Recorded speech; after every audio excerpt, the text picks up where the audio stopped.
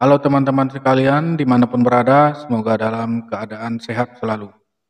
Video ini dibuat tidak ada bermaksud untuk memprovokasi ataupun mengadu domba antar negara. Namun di sini saya jelaskan video ini hanya untuk meluruskan beberapa pendapat profesor asal Malaysia yang menurut saya kontroversi tentang bahasa Indonesia. Oke, untuk mengetahui videonya, mari simak video berikut. Usaha Malaysia untuk mengangkat bahasa Melayu menjadi bahasa kedua ASEAN tiada kaitan dengan negara tertentu. Sebaliknya, bahasa Melayu yang secara asasnya menjadi tonggak kepada bahasa Indonesia dan bahasa Malaysia telah melalui pelbagai fasa, malah sebelum negara-negara moden di rantau Asia Tenggara wujud lagi. Justru bahasa Melayu tetap bahasa yang sama dituturkan dan difahami termasuk di Singapura dan Brunei. Mengambil contoh bahasa Inggeris, ia tetap menjadi bahasa lingua franca, terutamanya di negara barat, tanpa ia menjadi bahasa kepada negara tertentu. Begitu juga bahasa Arab, ia tetap menjadi bahasa rasmi bagi beberapa negara moden di Semenanjung Arab. Perkara sama bagi bahasa Melayu, ia menjadi bahasa utama di rantau ini sehinggalah negara moden seperti Malaysia dan Indonesia diwujudkan. Sudah tentu, bahasa Melayu terus menjadi bahasa utama di Indonesia dan Malaysia dan diangkat menjadi bahasa rasmi. Nama bahasa dari segi ilmu ialah bahasa Melayu. Tapi apabila digunakan pada tahap negara masing-masing, namanya berubah-ubah kepada bahasa Melayu Brunei, bahasa Melayu Singapura, bahasa Melayu di Indonesia yang bernama bahasa Indonesia, bahasa Melayu di Malaysia. Kita ambil contoh bahasa Inggeris ya. Bahasa Inggeris itu sebagai bahasa ilmiahnya. Sebagaimana bahasa Melayu itu bahasa ilmiahnya. Bahasa Inggeris tidak berubah menjadi bahasa Amerika, bahasa Australia, bahasa Kanada, bahasa New Zealand, tetapi tetap bahasa Inggeris. Dan tiap-tiap negara ini mempunyai variasinya sendiri. Jadi bagi saya menggunakan bahasa Melayu tidak melanggar apa-apa peraturan, bahkan dari segi ilmu amat sesuai. Namun beliau tidak menafikan penggunaan bahasa Melayu yang meluas di Indonesia kerana faktor geografinya yang luas dan rakyatnya yang lebih ramai daripada Malaysia. Pun begitu, katanya, segalanya masih lagi di peringkat perbincangan antara negara-negara terlibat. Yang penting, katanya, usaha memartabatkan bahasa Melayu itu lebih utama berbanding penggunaan nama negara. Saya berpendapat usaha yang dibuat oleh Yang Berhormat Perdana Menteri Malaysia itu amat wajar, amat baik dan amat sesuai. Kita hendak mengadakan satu bahasa yang dapat digunakan di rantau Asia Tenggara. Kita hendak menyebarluaskan bahasa Melayu ya, atas nama apa bahasa sekalipun. Jadi kalau kita boleh berbincang dan menetapkan bahawa ada satu bahasa yang boleh digunakan secara meluas dan namanya begini. Apapun yang menjadi polemik di negara jiran, seharusnya usaha mengangkat bahasa Melayu sebagai bahasa rasmi kedua ASEAN disokong. Tidak perlu bertikam lidah kerana pada asasnya, usaha Malaysia tidak meminggirkan mana-mana negara. Bahawa yang dimaksudkan oleh Yang Berhormat Perdana Menteri Malaysia bukan bahasa Melayu dalam konteks kenegaraan, konteks yang sempit. Bahasa Melayu yang disebut oleh Yang Berhormat Perdana Menteri itu meliputi bahasa Melayu yang juga bahasa Indonesia, kerana pada hakikatnya secara linguistik dan secara ilmiah bahawa bahasa Indonesia itu masih tetap bahagian berbahasa Melayu walaupun telah melalui sejarah perkembangan yang berlainan. 3 alasan keras kenapa kita harus menolak label Melayu untuk bahasa Indonesia. Yang pertama adalah Sumpah Pemuda. Sumpah Pemuda itu berdiri pada tanggal 28 Oktober tahun 1928. Lebih kurang 17 tahun sebelum negara kita berdiri. Indonesia berdiri tanggal 17 Agustus 1945. Jadi di sini kita tekankan kepada teman-teman kita yang di negara Malaysia yang masih bersikeras untuk mengatakan bahwasanya bahasa Indonesia itu adalah sama dengan bahasa Melayu.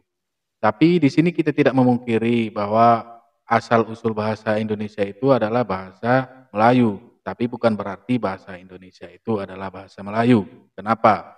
dari 3 Sumpah Pemuda itu yang terakhir itu yang berisikan tentang Sumpah Pemuda yang menyatakan tentang awalnya itu adalah bahasa Melayu. Tetapi sesuai dengan kesepakatan para tokoh-tokoh pendiri bangsa ini untuk menyatakan bahwasanya bahasa Melayu itu diganti dengan bahasa Indonesia sebagai bahasa pemersatu seluruh bangsa. Yang kedua itu sebagai identitas bangsa kita, guys. Sebuah negara harus bisa dan berhasil menyatukan beberapa etnis.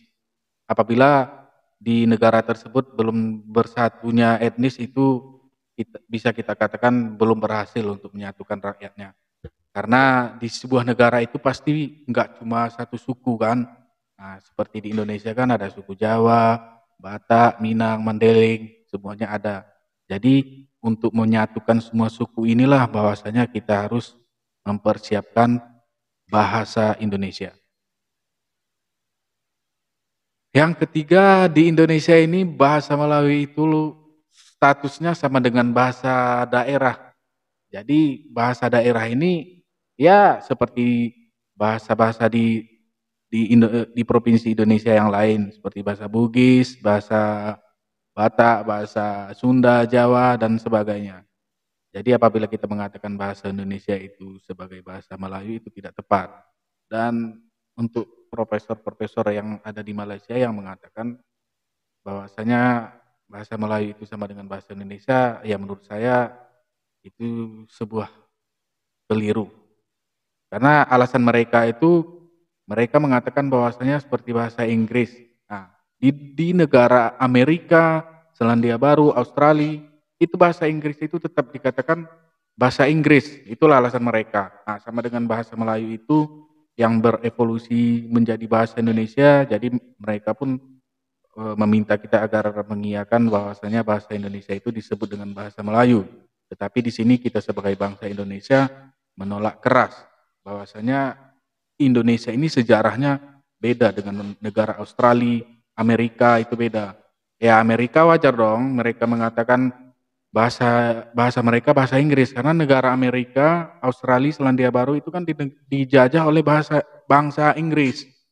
Nah, makanya bahasa mereka bahasa Inggris. Nah, sementara yang terjadi di Indonesia tidak sama dengan yang di sana. Di Indonesia itu kasusnya beda. Kita bukan dijajah oleh kita bukan istilahnya dijajah oleh Malaysia bukan, atau mungkin dijajah oleh bangsa Melayu bukan. Karena kita memang kan udah di sini udah ada suku Melayunya gitu. Jadi bahasa Inggris itu kan dari Jermanik kuno gitu. Karena bahasa Jermanik kuno inilah yang berevolusi menjadi bahasa Inggris, bahasa Prancis, bahasa Belanda. Tapi apakah bahasa Inggris, bahasa Prancis, bahasa Belanda itu disebut dengan bahasa Jerman? Jawabannya tidak. Nah, seperti itulah bahasa Indonesia. Bahasa Indonesia tidak kita pungkiri bahwasanya itu berasal dari bahasa Melayu. Itu kita tidak bisa munafikkan dan itulah sejarah yang tidak boleh kita rubah. Tapi apakah bahasa Indonesia itu sekarang ini bisa kita sebut dengan bahasa Melayu? Jawabannya tidak. Karena bahasa Indonesia ini udah banyak dicampuri kosakata asing seperti dari bahasa luar, bahasa Arab, Cina, Jepang, bahasa Inggris, bahasa Belanda. Nah, makanya kosakata dari bahasa Indonesia itu jauh lebih berkembang daripada bahasa asalnya yaitu bahasa Melayu. Dan sekali lagi saya tekankan kepada saudara-saudara kita yang di Malaysia untuk tidak lagi bersikeras mengatakan bahasa Indonesia ini sebagai bahasa Melayu. Tetapi inilah identitas bangsa kami, bangsa Indonesia, bahasa Indonesia. Karena negara kami ini berdiri atas dasar bahasa Indonesia. Inilah yang pemersatu. Bahasa Indonesia ini berevolusi dan sekarang sudah berkembang dari bahasa asalnya. Oke teman-teman, untuk hari ini sekian dulu konten kita ya. Jika ada nanti tambahan atau mungkin koreksi dari teman-teman, harap tulis di kolom komentar. Terima kasih sudah menonton. Jangan lupa subscribe, like, komen, dan share agar video ini terus berkembang dan kita akan memberikan konten-konten yang bermanfaat. Sampai jumpa.